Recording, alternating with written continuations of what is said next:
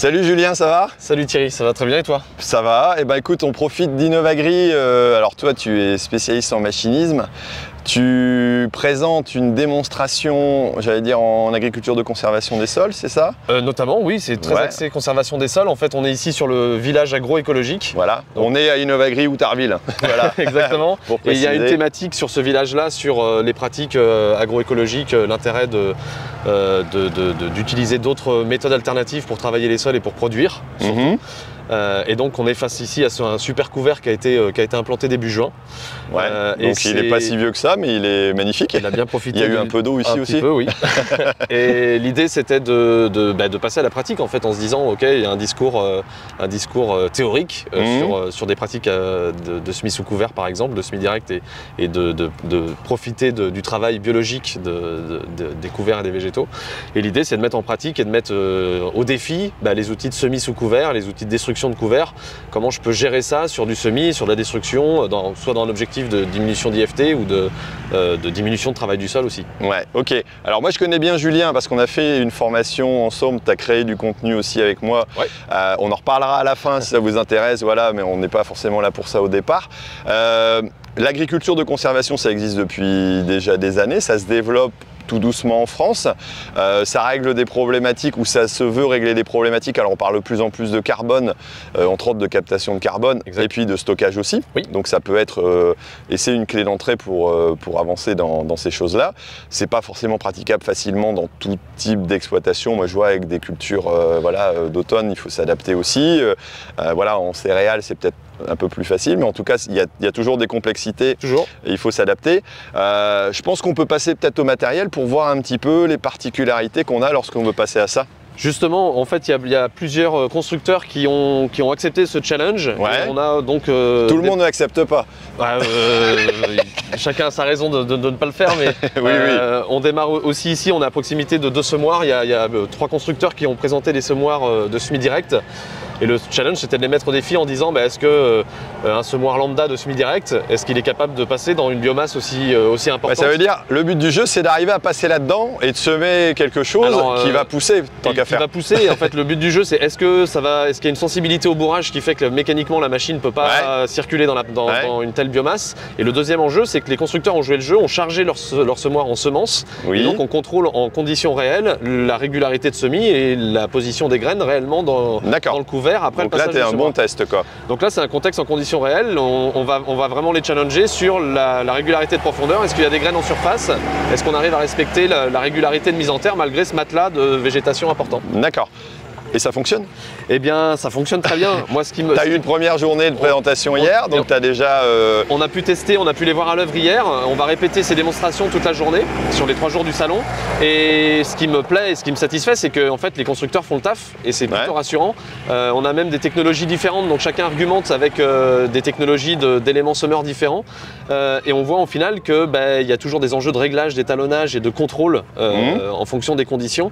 Et donc, on fait l'équilibre entre l'argument technique sur la conception du semoir et l'adaptation utilisateur au final pour que ça marche concrètement et qu'il n'y ait pas de problématique de mise en terre. C'est quoi les caractéristiques d'un semoir qui va semer dans des couverts comme ça? C'est quoi les particularités par rapport à du classique? Alors la particularité, c'est qu'on est très souvent sur des semoirs avec des éléments à disque, puisque les semoirs à dents en général ont cette limite de bourrage qui est souvent bien avant ce volume de végétation. Donc on est systématiquement sur du semoir à disque, et l'enjeu du semoir de semis sous couvert... On va regarder un petit peu sur les semoirs, voir les particularités. Donc on peut prendre en exemple, en effet, prendre en exemple les deux technologies, les 2 semoirs qui sont à côté de nous, qui sont sur 2 technologies à disque, semoir à disque, mais avec des approches différentes. Sur ma droite, on a donc un semoir de chez Agricem qui présente un élément semeur avec un disque incliné. L'argument souvent, c'était d'avoir un disque incliné pour limiter les incorporation de résidus dans le sillon. D'accord.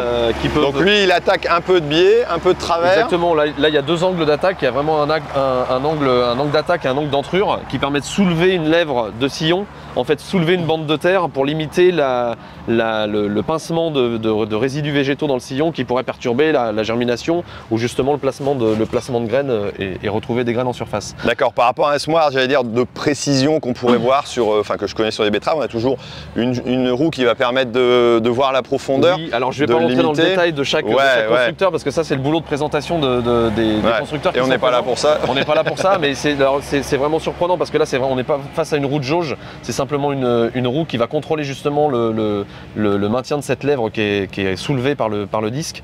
Le contrôle de profondeur se fait par un élément arrière. Se fait à l'arrière. Tu fais bien de le dire parce que c'est un bon exemple. C'est pour ça que c'est important aussi que les constructeurs soient là pour présenter leur technologie et la manière dont les équipements ont été conçus, parce qu'on a nos habitudes de semoirs monograines, de précision et des semoirs un peu plus conventionnels. Et c'est vrai que ça change un peu d'approche. Et si on n'a pas tout ce détail de conception depuis les constructeurs, on peut vite se tromper sur une optimisation ou un réglage qui pourrait nous mettre en difficulté dans des conditions extrêmes comme aujourd'hui. Ok. Et le semoir qui est derrière nous, donc c'est un semoir Gaspardo, qui là est toujours un élément de semis avec un disque, c'est un simple disque, et là on s'approche plus de ce que tu connais, de ce que tu citais sur un semoir de précision, où on a vraiment une roue de jauge à coller.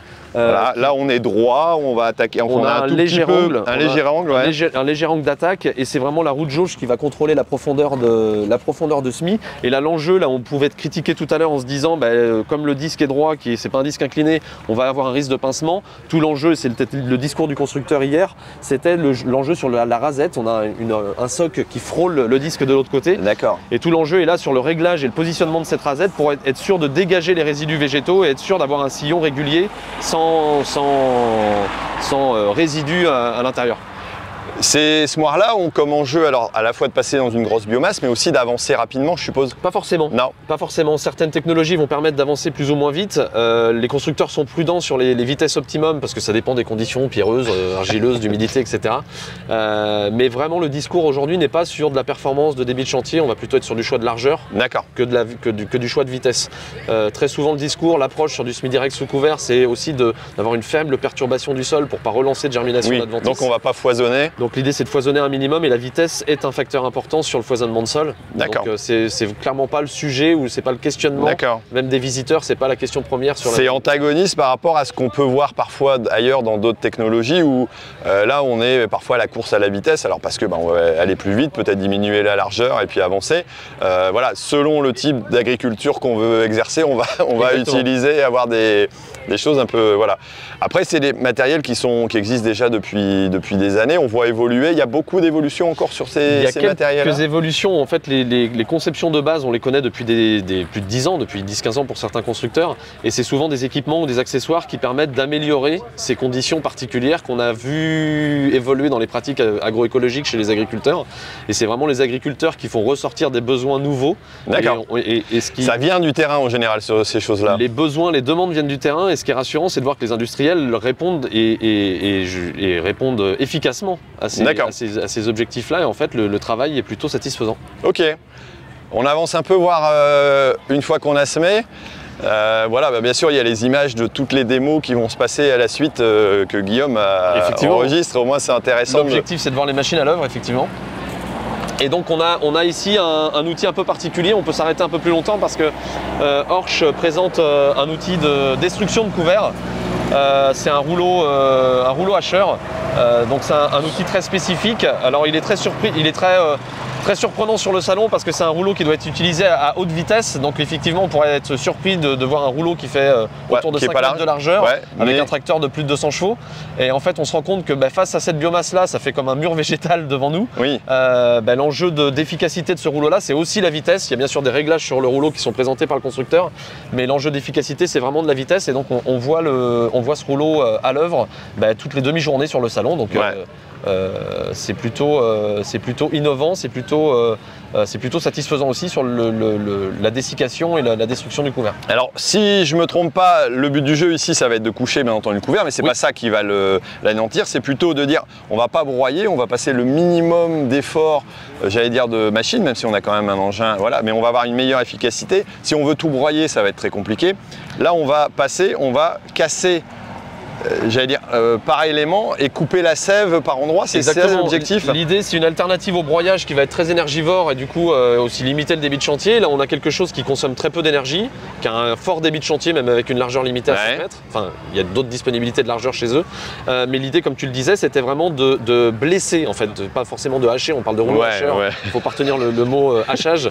L'idée, c'est de blesser et de plaquer le couvert au sol en blessant les tiges pour que l'assèchement, la dessiccation se fasse beaucoup plus rapidement et qu'on ait une garantie de destruction totale du couvert. On martyrise le couvert là. On martyrise le couvert et moi ce qui m'a surpris dans la démonstration, j'ai découvert hier avec les premières démonstrations, c'est qu'on a vraiment pas du tout de perturbation sur le sol en fait. Vu le volume de biomasse, on touche pas le sol, il n'y a pas de bêchage ou d'émiettement à la surface du sol. Donc on perturbe vraiment pas le sol, c'est vraiment un objectif couvert. Ok. On continue parce qu'il y a d'autres systèmes qui sont utilisés, parfois j'allais dire un peu plus classiques peut-être, alors on va pas forcément faire le tour, mais simplement de dire qu'on peut aussi détruire des couverts avec des engins qu'on a peut-être plus facilement dans l'exploitation d'avance. Des engins qu'on connaissait déjà, voilà. Pas des engins spécifiques. On a souvent cette crainte de se dire c'est des pratiques nouvelles, est-ce qu'il faut que j'investisse dans un outil spécifique et limiter l'investissement? Là on a des constructeurs qui ont fait le choix de venir avec des déchômeurs à disque indépendants qu'on connaît, classique, qui sont effectivement les déchômeurs conventionnels qu'on a sur nos exploitations. Et donc l'idée c'était de savoir est-ce qu'il y a des réglages particuliers, est-ce qu'il y a des précautions particulières ou des équipements de peigne, de rouleaux particuliers à adapter.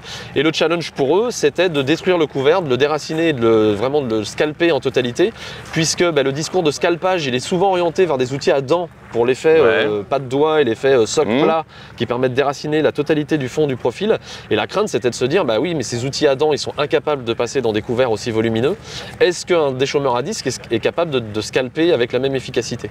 Donc chacun a joué le jeu et encore une fois, je suis encore heureux de les voir faire le taf sur cet objectif de destruction. On a à chaque fois un déracinement total. Après, on peut juger sur l'efficacité de mélange du mulch et du matelas végétal dans l'horizon pour intégrer ces résidus dans la terre.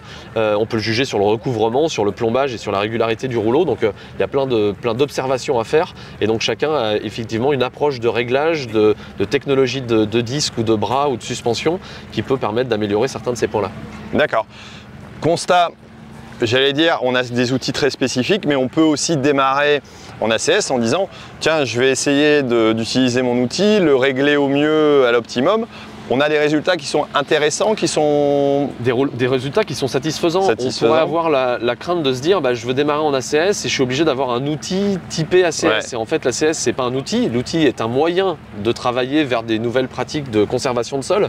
Mais l'outil ne fait pas la pratique ACS en fait. Donc on a possibilité avec des outils présents sur l'exploitation déjà, des outils animés ou non animés d'ailleurs, à disque à dents, on a possibilité d'évoluer vers ces pratiques-là sans problème, sans devoir imaginer investir dans un semoir à plus de 70 000 euros.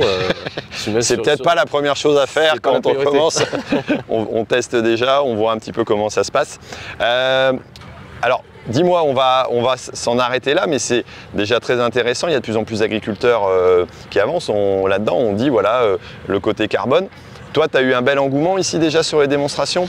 Là, il y a eu un bel engouement. Les visiteurs sont vraiment intéressés par la démonstration parce qu'effectivement, le couvert en impose. Il y a un volume important. Donc, on pourrait se poser la question de savoir si les constructeurs sont réticents, s'il y a des risques de bourrage. C'était un peu la discussion de lundi quand on a préparé le salon, où il y avait des constructeurs très à l'aise et d'autres un peu plus prudents.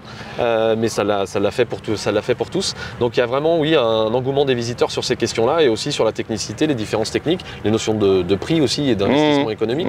Donc comment je peux faire évoluer mes pratiques de conservation de sol avec ce que j'ai et demain avec des outils très spécifiques si le besoin est présent sur l'exploitation. Ok, si jamais on veut en savoir plus, alors on peut venir à des Innovagri, mais là c'est passé pour ceux qui le voient a priori, le temps qu'on sorte la vidéo c'est cramé. Est-ce qu'il y a des moments spécifiques? Toi, est-ce que tu peux faire des formations pour des groupes? Comment ça se passe? Moi, ça fait partie de mon métier. Je suis conseiller machinisme indépendant. Oui. Je travaille sur toute la France sur ces enjeux-là. Je fais du conseil particulier pour des exploitations, des exploitants, des entrepreneurs ou des CUMA. Mais je fais aussi des formations de groupe. C'est le cas dans des groupes de chambres d'agriculture, de GEDA, de CETA, de CUMA, de défis, de groupes Ferme 30 000, peu importe le contexte. Mais c'est vrai que tout au long de l'année, j'interviens sur ces thématiques-là. Que ce soit sur des formations très spécifiques sur le choix d'un semoir de semi-direct, sur une approche plus globale, sur la stratégie de mécanisation vers de l'agriculture de conservation. Il n'y a pas vraiment j'ai pas vraiment de catalogue défini sur la thématique. Mais aussi la moissonneuse-batteuse, mais aussi la consommation de carburant en tracteur, en pulvé. Exactement. Tu es assez large au niveau de tes connaissances. Voilà. Et aujourd'hui, il va vous proposer un petit, une petite réduction. On a parlé de la formation machiniste parce que dedans, on a fait ensemble une partie qui nous a permis de mettre en avant, alors à la fois comment on règle et comment on choisit l'attelage de son outil pour en tirer le meilleur parti, lestage, équilibre tracteur-outil, réglage de la charrue, on l'avait fait. Réglage de la charrue, et consommation, optimisation de consommation au champ. En fait, c'est vrai qu'on a beaucoup axé sur le rendement énergétique, en fait, sur le lestage, l'équilibre, l'attelage, la charge du tracteur et la notion de consommation à l'hectare. Je crois qu'on a fait aussi des thématiques spécifiques sur le monograine. On a fait sur le monograine et on a fait sur le distributeur d'engrais. Exactement. Comment on analysait, la répartition, comment on réglait de façon optimum n'importe quel type d'épandeur d'engrais. Exactement. Donc ça c'est visible en ligne, c'est possible aussi de t'avoir en vrai. Oui, tout à fait. Mais donc le code ça va être Julien23. Oui. Parce que Julien, c'est son prénom, c'est plus facile.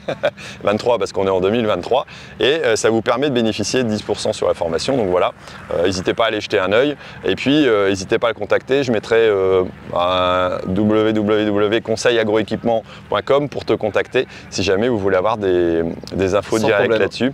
Merci pour la présentation, bon courage parce que la journée va encore être chaude, je pense. Elle va être éprouvante. Voilà, et puis en tout cas, merci. Allez, à très bientôt sur Agritech TV pour d'autres vidéos.